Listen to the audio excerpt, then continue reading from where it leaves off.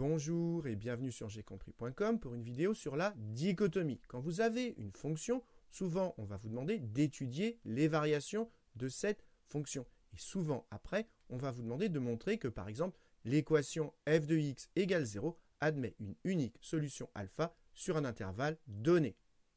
Et là, très souvent, on va vous demander une valeur approchée de alpha. Et bien maintenant, l'objectif de cette vidéo, c'est d'écrire un programme en Python pour répondre à cette question et on va utiliser la méthode par dichotomie.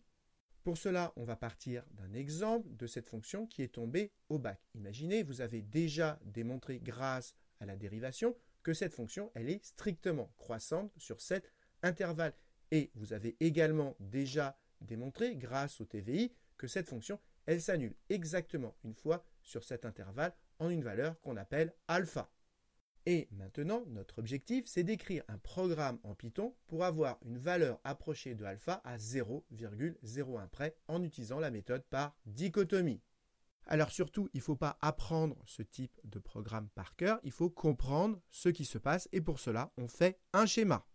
Donc, on a une fonction sur l'intervalle 2, 5 qui est strictement croissante et qui s'annule une fois. Donc, on est dans cette situation.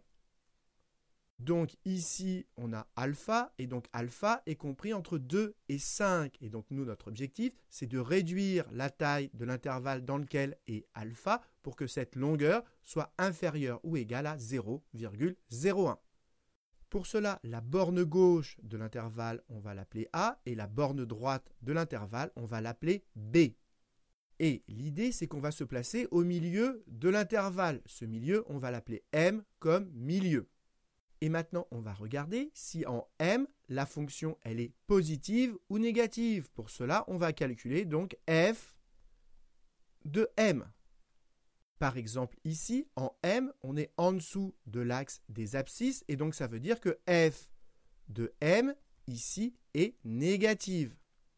Et donc, si en M, on est négatif, eh bien, comme la fonction est strictement croissante, elle va s'annuler après M. Et donc, alpha, eh bien, sera compris entre M et B. Et donc, si f de M est négatif, ça veut dire que alpha est compris entre M et B. Et donc, notre intervalle, on va pouvoir le réduire. La borne gauche, on va la mettre en M. Et pour cela, on va écrire que A est égal à M. La borne gauche sera en M. Mais il y a une autre possibilité, c'est qu'en M, on soit au-dessus de l'axe des abscisses. Et donc, ça veut dire que la fonction, elle s'annule avant M. Alpha sera donc compris entre A et M. Et comme alpha est compris entre A et M, eh bien, la borne droite, maintenant, on va la mettre en M. Donc, soit en M, on est en dessous de l'axe des abscisses et c'est A qu'il faut mettre en M, c'est ce qu'on a écrit ici. Et sinon, eh bien, c'est B qu'il faut mettre en M. Et voilà, ici, vous avez le cœur du programme. Et ce qu'il faut comprendre, c'est qu'à chaque fois qu'on va calculer le milieu et déplacer la borne, eh bien l'intervalle, il va se réduire. À chaque fois, il va être 2 fois plus petit. Et nous, ce qu'on veut, c'est que sa longueur, eh bien, soit plus petite que 0,01. Donc, on va répéter le processus tant que sa longueur est plus grande que 0,01. Et la longueur de l'intervalle, eh bien, c'est B moins A, donc on va répéter tant que B moins A est supérieur à 0,01. Donc maintenant, on va pouvoir attaquer le programme en Python et je vous rappelle que pour coder en Python, rien besoin d'installer, il vous suffit d'aller sur jcompris.com, de cliquer ici sur Python et là, regardez, vous pouvez directement taper votre code. Donc allons-y, je crée une variable A que je mets à 2, donc A égale 2 et une variable B que je mets à 5. Maintenant, je crée une boucle tant que, donc while B moins A est plus grand que 0, attention, la virgule ici c'est un point, 0, 1, et n'oubliez pas les 2 points à la fin du while. Maintenant, il va falloir se mettre au milieu entre A et B, et le milieu de A et B c'est A plus B sur 2. Donc, on y va, j'appuie sur Enter. Faites attention, votre curseur doit être décalé par rapport au while pour être dans la boucle. Donc maintenant, on va calculer M qui est égal à A plus B sur 2. Maintenant, avant de tester si f de m est négatif, on va déjà calculer f de m, qu'on va appeler dans notre programme f. Donc on va calculer f, on remplace tout simplement, pour avoir f de m, on remplace tout simplement x par m là-dedans. Et donc ça nous donne m, donc entre parenthèses, m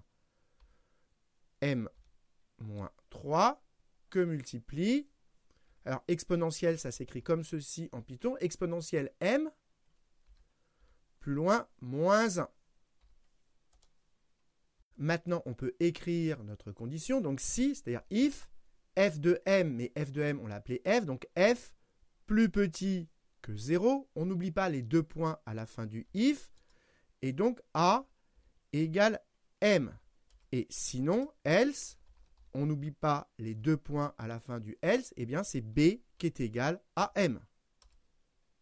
Dernière chose, si on lance notre programme, on va avoir une erreur de programmation. Regardez. Pourquoi? Parce que exponentielle, la fonction exponentielle, elle n'est pas définie par défaut dans Python, elle est dans le module math. Donc avant, il faut importer le module math. Et c'est pour ça que sur la première ligne, je rajoute from math import étoile. Et maintenant, si on lance notre programme, vous verrez, on n'a plus d'erreur de programmation. Et maintenant, si on veut un encadrement de alpha, comme alpha est compris entre a et b, il y a juste à rajouter à la sortie de notre while, print a, b. Et donc maintenant, on peut lancer notre programme et regarder ce qu'on obtient. Eh bien, alpha est compris entre ces deux valeurs. Et si au lieu de vouloir un encadrement, on veut juste une valeur approchée, eh bien, il suffit d'afficher soit a, soit b ou encore m. Voilà, par exemple, comme ceci, on a une valeur approchée. Maintenant, très souvent, le programme, il est mis dans une fonction. Comment on fait? Eh bien, on définit def pour dire qu'on va faire une fonction. On va l'appeler par exemple dico, comme dichotomie. Et les paramètres, ça va être par exemple a et b. Et on n'oublie pas à la fin les 2 points. Ensuite, vous sélectionnez votre programme et on le décale d'un cran par rapport à def. Maintenant, ces 2 lignes, elles ne servent plus à rien parce que a et b, les valeurs seront données lorsqu'on va appeler notre fonction. Donc ça, je supprime. Et à la fin de notre fonction, il faut rajouter un return pour que notre fonction puisse renvoyer une valeur approchée. Et comme alpha est compris entre a et b, comme valeur approchée, on peut mettre a, on peut mettre b ou encore m. Par exemple, je mets m. Et maintenant, il n'y a plus qu'à appeler notre fonction. Donc, je mets dico pour l'appeler. Et les paramètres, donc, c'est 2 et 5. Et maintenant, il n'y a plus qu'à tester notre programme et regarder ce qu'on obtient. Eh bien, on obtient la même chose.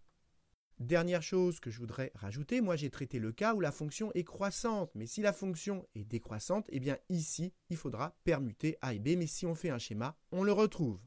C'est exactement la question qu'on vous a posée au bac 2023. On avait une fonction strictement croissante, exactement comme ici sur un intervalle AB, et on voulait une valeur approchée de alpha avec cette précision, et on vous donnait 4 algorithmes, et il fallait dire lequel était le bon.